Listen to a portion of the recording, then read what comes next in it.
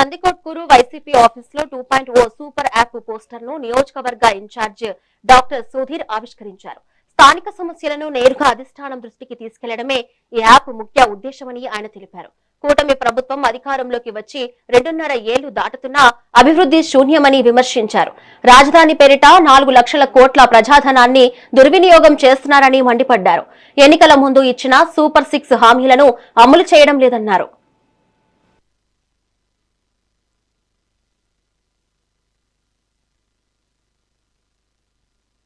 ఎటువంటి అగాత్యాలు జరిగినా కూడా డైరెక్ట్ అప్రోచ్ చేయడానికి వెసులుబాటు ఉంటుంది.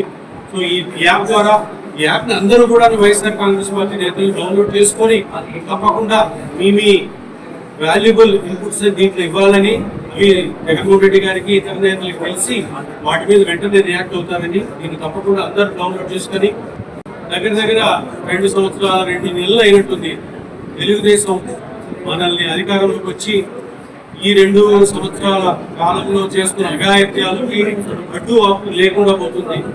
ఏ రోజు కూడా ఏదైనా ఒక మంచి అభివృద్ధి కార్యక్రమం చేస్తారా అన్న ఆశతో ఈ ఓట్లేసి గెలిపించిన ప్రజలు చూస్తున్నా కూడాను ఎక్కడ ఏ మచ్చుకు కూడాను అభివృద్ధి జరగకపోగా అఘాయిత్యాలు, అన్యాయాలు, అవమానాలతోటి తెలుగు రాష్ట్ర ప్రజలందరూ కూడా అతలాకతం అవుతున్నారు. మీరు చూసినట్టయితే సూపర్ 6 అని ఒకటి చెప్పారు. ఇప్పటికే మనం కొన్ని వేల సార్లు దీని గురించి మాట్లాడుకుని ఉన్నాము.